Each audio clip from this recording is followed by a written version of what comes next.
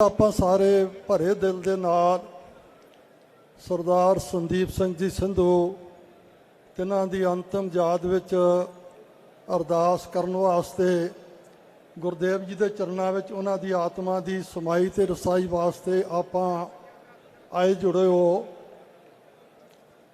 ਔਰ ਦਾਸ ਦਾ ਦੀਪ ਸਿੰਘ ਹੋਰਾਂ ਦੇ ਨਾਲ ਬਹੁਤ ਨੇੜੇ ਦਾ ਸੰਬੰਧ ਸੀ ਔਰ ਜੋ ਉਹਨਾਂ ਨੇ ਥੋੜ੍ਹੇ ਜਿਹੇ ਸਮੇਂ ਵਿੱਚ ਕੌਮ ਦੇ ਵਿੱਚ ਰੂਹ ਫੂਕੀ ਹੈ, ਇਹ ਵੀ ਇੱਕ ਸੰਸਾਰ ਦੇ ਵਿੱਚ ਮਿਸਾਲ ਹੈ। ਇਹ ਉਹਨਾਂ ਦੇ ਕਹੇ ਹੋਏ ਦਾ ਅਸਰ ਕਿਉਂ ਹੋਇਆ? ਕਿਉਂਕਿ ਜੋ ਉਹਨਾਂ ਦੇ ਅੰਦਰ ਦਰਦ ਸੀ ਉਸ ਨੂੰ ਹੀ ਉਹ ਬਾਹਰ ਕੱਢਦੇ ਸਨ, ਕਿਉਂਕਿ ਜੋ ਅੰਦਰ ਗੱਲ ਹੋਵੇ ਉਹੀ ਦੱਸੀ ਜਾਵੇ ਉਹਦਾ ਅਸਰ ਜ਼ਿਆਦਾ ਪੈਂਦਾ ਹੈ। ਦਸੰਬਰ ਦੇ ਵਿੱਚ ਦਾਸ ਦੇ ਕੋਲ ਗਏ, ਦਾਸ ਦੇ ਨਾਲ ਦੀਪ ਸਿੰਘੂ ਨੇ ਇਹ ਗੱਲ ਸਾਂਝੀ ਕੀਤੀ ਕਿ ਯਹੂਦੀਆਂ ਨੂੰ ਇੱਕ ਵਾਰੀ ਸਰਵਨਾਸ਼ ਹੋਇਆ, ਜਿੰਨੇ ਯਹੂਦੀ ਬਚੇ ਉਹਨਾਂ ਨੇ ਇਕੱਠੇ ਹੋ ਕੇ ਵਿਦਵਾਨਾਂ ਨੇ, ਸੱਜਣਾ ਨੇ, ਜਿਵੇਂ ਸਾਡੀ ਕੌਮ ਦੇ ਵਿੱਚ ਬੜੇ ਸੂਝਵਾਨ ਸਿਆਣੇ ਗੁਰਮੁਖ ਹਨ, ਇਸੇ ਪ੍ਰਕਾਰ ਉਹਨਾਂ ਨੇ ਇਕੱਠੇ ਹੋ ਕੇ ਇੱਕ ਨਾਅਰਾ ਦਿੱਤਾ, ਇੱਕ ਤੱਟ ਕੱਢਿਆ, ਕਹਿੰਦੇ minority can not survive without quality. ਘੱਟ ਗਿਣਤੀ ਜਿਹੜੀ ਆ ਉਹ ਬਹੁ ਗਿਣਤੀ ਦੇ ਵਿੱਚ ਉਹਨਾਂ ਚਿਰ ਆਪਣੇ ਆਪ ਨੂੰ ਜੀਵਤ ਨਹੀਂ ਰੱਖ ਸਕਦੀ ਜਿੰਨਾ ਚਿਰ ਉਹ ਕੁਆਲਿਟੀ ਨਹੀਂ ਬਣਦੀ। ਔਰ ਨਿਰਾ ਉਹਨਾਂ ਨੇ ਕਿਹਾ ਨਹੀਂ, ਉਹਨਾਂ ਨੇ ਆਪ ਕੁਆਲਿਟੀ ਬਣ ਕੇ ਦੱਸਿਆ। ਆਪ ਸਾਰਿਆਂ ਨੂੰ ਪਤਾ, ਵਿੱਦਿਆ ਪ੍ਰਾਪਤ ਕੀਤੀ, LLB ਕਰਕੇ ਵਕਾਲਤ ਕੀਤੀ ਔਰ ਬੰਬਈ ਦੇ ਵਿੱਚ ਜਾ ਕਰਕੇ ਫਿਰ ਉਹਨਾਂ ਨੇ ਧਨ ਵੀ ਕਮਾਇਆ, ਪਰ ਫਿਰ ਵੀ ਉਹਨਾਂ ਦੇ ਅੰਦਰ ਜੋ ਕੌਮ ਦੀ ਤਰਾਸਦੀ ਵਾਸਤੇ, ਜੋ ਨਿਘਾਰਤਾ ਵਾਸਤੇ ਦਰਦ ਸੀ, ਉਸ ਨੂੰ ਚੜ੍ਹਦੀ ਕਲਾ ਵਿੱਚ ਕਰਨ ਵਾਸਤੇ ਸਾਰੇ ਐਸ਼ੋ ਇਸ਼ਰਤ ਦੇ ਸਾਜੋ ਸਮਾਨ ਛੱਡ ਕਰਕੇ ਉਹ ਸਾਡੇ ਵਿੱਚ ਆਮ ਬੰਦਿਆਂ ਵਾਂਗ ਵਿਚਰੇ। ਜਦੋਂ ਆਪਾਂ ਉਹਨਾਂ ਦੇ ਕਹੇ ਹੋਏ ਬੋਲ ਸੁਣਦੇ ਸਾਂ ਔਰ ਉਹ ਕਹਿੰਦੇ ਸਨ, ਇਹ ਜੋ ਕਿਸਾਨ ਮੋਰਚਾ ਇਹ ਜ਼ਮੀਨਾਂ ਦੀ ਲੜਾਈ ਨਹੀਂ, ਇਹ ਜ਼ਮੀਰਾਂ ਦੀ ਲੜਾਈ ਆ। ਔਰ ਇਸੇ ਪ੍ਰਕਾਰ ਦੂਸਰਾ ਨਾਅਰਾ ਉਹ ਕਹਿੰਦੇ ਹੁੰਦੇ ਸਨ, ਇਹ ਫਸਲਾਂ ਦੀ ਲੜਾਈ ਨਹੀਂ, ਇਹ ਲੜਾਈ ਨਸਲਾਂ ਦੀ ਲੜਾਈ ਆ। ਆਪਾਂ ਨਸਲਾਂ ਨੂੰ ਬਚਾਉਣਾ ਹੈ ਔਰ ਆਪਣੀਆਂ ਜ਼ਮੀਰਾਂ ਨੂੰ, ਕਿਉਂਕਿ ਜ਼ਮੀਰ ਜਦੋਂ ਸੋਚ ਜਿਹੜੀ ਆ ਗੁਲਾਮ ਹੋ ਜਾਂਦੀ ਆ, ਸਭ ਤੋਂ ਪਹਿਲਾਂ ਸੋਚ ਗੁਲਾਮ ਹੁੰਦੀ ਆ, ਉਸ ਤੋਂ ਬਾਅਦ ਮਨੁੱਖ ਗੁਲਾਮੀ ਦਾ ਸ਼ਿਕਾਰ ਬਣਦਾ।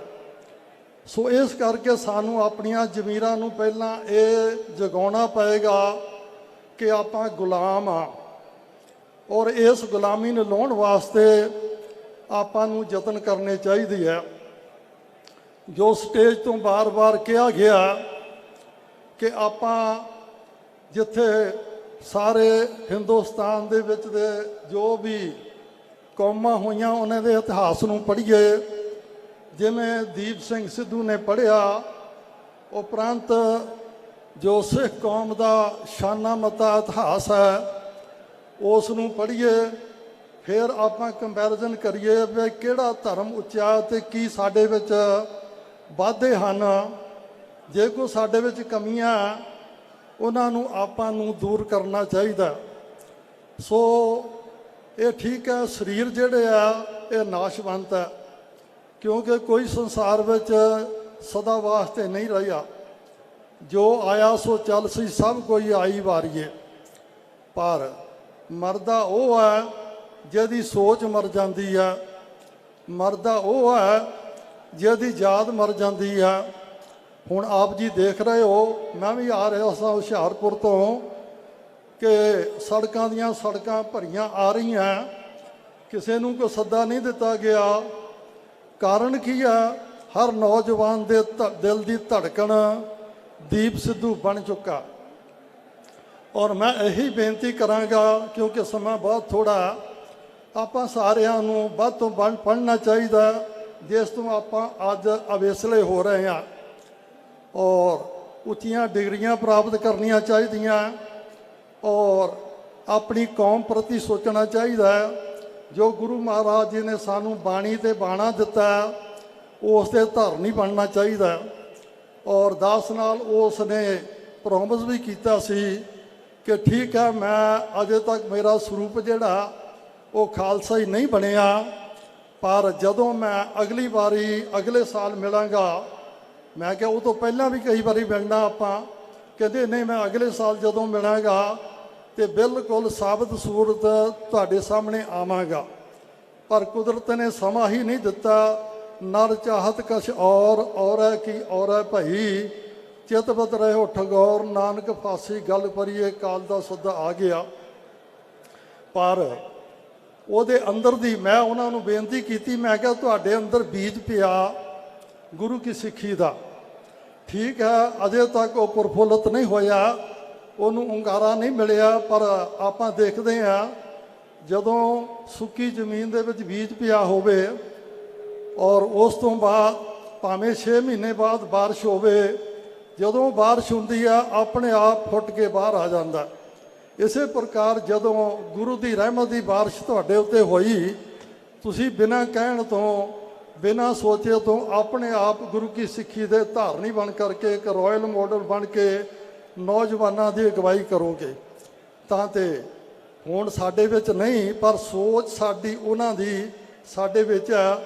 ਸਾਰੇ ਨੌਜਵਾਨਾਂ ਨੂੰ ਬੇਨਤੀ, ਜਿਵੇਂ ਢਾਡੀ ਤਰਸੇਮ ਸਿੰਘ ਹੋਰਾਂ ਨੇ ਕੀਤੀ ਹੈ ਕਿ ਜਦੋਂ ਆਪਾਂ ਸਮਾਗਮਾਂ ਤੇ ਜੋੜ ਮੇਲਿਆਂ ਤੇ ਜਾਂਦੇ ਹਾਂ, ਚਾਹੇ ਬਾਬਾ ਜੋਰਾਵਰ ਸਿੰਘ ਜੀ, ਬਾਬਾ ਫਤਿਹ ਸਿੰਘ ਜੀ, ਮਾਤਾ ਗੁਜਰ ਕੌਰ ਜੀ ਦਾ ਇਹ ਸ਼ਹੀਦੀ ਦਿਵਸ ਹੋਵੇ, ਆਪਾਂ ਸਾਰੇ ਕੇਸਾਂ ਧਾਰੀ ਹੋਈਏ, ਅੰਮ੍ਰਿਤ ਧਾਰੀ ਹੋਈਏ ਔਰ ਘੱਟੋ ਘੱਟ ਸਿਰਾਂ ਉੱਤੇ ਕੇਸ ਦਾੜਾ ਰੱਖ ਕੇ ਦਸਤਾਰੇ ਜ਼ਰੂਰ ਸਜਾ ਕੇ ਹੋਲੇ ਮਹੱਲੇ ਤੇ ਜਾਈਏ ਔਰ ਆਪਾਂ ਖਾਲਸਾਈ ਇਸ ਜੋ ਸਤਿਗੁਰਾਂ ਨੇ ਸਾਨੂੰ ਇਹ ਪ੍ਰਦਾਨ ਕੀਤੀ ਹੈ, ਜਿਨ ਕੀ ਜਾਤ ਗੋਤ ਕੁਲ ਨਾਹੀ, ਸਰਦਾਰੀ ਨੇ ਭਈ ਕਦਾਹੀ, ਇਨਹੀ ਕੋ ਸਰਦਾਰ ਬਣਾਉ, ਤਵੇ ਗੋਬਿੰਦ ਸਿੰਘ ਨਾਮ ਕਹਾਉ।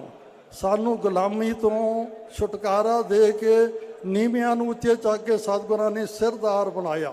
ਸਿਰਦਾਰ ਦਾ ਭਾਵ ਸਭ ਤੋਂ ਉੱਚੇ। ਸੋ ਇਸ ਕਰਕੇ ਆਪਾਂ ਭੈਣਾਂ ਜਿਹੜੀਆਂ ਉਹ ਕੌਰ ਬਣਨ, ਸਿੰਘ ਜਿਹੜੇ ਉਹ ਸਰਦਾਰ ਬਣਨ, ਗੁਰੂ ਕੇ ਖੰਡੇ ਬਾਟਾ ਦੰਬਰ ਛਕਣ। ਸੋ ਫਿਰ ਮੈਂ ਬਾਬਾ ਬੀਦ ਸਿੰਘ ਜੀ, ਜੋ ਉਹਨਾਂ ਦਾ ਚਾਚਾ ਜੀ, ਉਹਨਾਂ ਦੇ ਭਾਈ ਸਾਹਿਬ ਭਾਈ ਮਨਦੀਪ ਸਿੰਘ ਜੀ, ਉਦੋਂ ਆਪਣੇ ਡਾਕਟਰ ਸੁਖਪ੍ਰੀਤ ਸਿੰਘ ਜੀ ਉਦੋਂ ਸਾਹਿਬ, ਜਿਨ੍ਹਾਂ ਦਾ ਬੜਾ ਪਿਆਰ ਹੈ, ਉਹਨਾਂ ਨੇ ਦਾਸ ਨੂੰ ਆਪ ਦੇ ਰੂਬਰੂ ਦਰਸ਼ਨ ਕਰਨ ਦਾ ਇਹ ਸੁਭਾਗ ਬਖਸ਼ਿਸ਼ ਕੀਤਾ। ਆਪ ਜੀ ਦਾ, ਸਾਰਿਆਂ ਦਾ, ਪਰਿਵਾਰ ਦਾ ਔਰ ਦਿਲ ਦੀਆਂ ਗਹਿਰਾਈਆਂ ਤੋਂ ਸ਼ੁਕਰਾਨਾ ਵੀ ਕਰਦਾ, ਨਾਲ ਉਹਨਾਂ ਪ੍ਰਤੀ ਹਮਦਰਦੀ ਵੀ ਪ੍ਰਗਟ ਕਰਦਾ ਔਰ ਨਾਲ ਵਾਅਦਾ ਦਿੰਦਾ ਜੋ ਵੀ। ਔਰ ਡਾਕਟਰ ਸੁਖਪ੍ਰੀਤ ਸਿੰਘ ਜੀ ਉਦੋਂ ਕਿ ਸਰਦਾਰ ਅਜਮੇਰ ਸਿੰਘ ਜੀ ਬੜੇ ਹੰਢੇ ਹੋਏ ਔਰ ਜਿਨ੍ਹਾਂ ਨੇ ਬੜੇ ਜੋ ਉਤਰਾਅ ਚੜ੍ਹਾਅ ਦੇਖੇ ਆ ਤੇ ਹਰ ਤਰ੍ਹਾਂ ਦੇ ਉਹਨਾਂ ਨੇ ਸਿੱਖੀ ਵੀ, ਔਰ ਇਸੇ ਪ੍ਰਕਾਰ ਜੋ ਨਕਸਲਾਈਟ ਸ਼ਹਿਰਾਂ ਨੂੰ ਉਹਨਾਂ ਨੇ ਚੰਗੀ ਤਰ੍ਹਾਂ ਮਾਣਿਆ, ਜੋ ਤਤਸਾਰ ਕੱਢਿਆ, ਉਹ ਕੁਛ ਅਗਵਾਈ ਦੇਣ ਤਾਂ ਜੋ ਇਹ ਜੋ ਦੀਪ ਸਿੰਘ ਸਿੱਧੂ ਦੀ ਸੋਚ ਹੈ ਉਸ ਨੂੰ ਇੱਕ ਨਿਰਲੇਪ ਜਿਹਾ ਰੱਖ ਕਰਕੇ ਉਸ ਨੂੰ ਆਪਾਂ ਇੱਕ ਸੰਗਠਨ ਦੇ ਰੂਪ ਵਿੱਚ ਅਗਾਂਹ ਤੋਰ ਸਕੀਏ। ਇੰਨੀਆਂ ਕੁ ਬੇਨਤੀਆਂ ਕਰਦਿਆਂ ਦਾਸ ਆਪ ਜੀ ਦੇ ਪਾਸੋਂ ਖੇਮਾਂ ਦਾ ਇਜਾਜ਼ਤ ਹੈ। ਫਤਿਹ ਬੁਲਾਓ। ਵਾਹਿਗੁਰੂ ਜੀ ਕਾ ਖਾਲਸਾ, ਵਾਹਿਗੁਰੂ ਜੀ ਕੀ ਫਤਿਹ ਜੀ।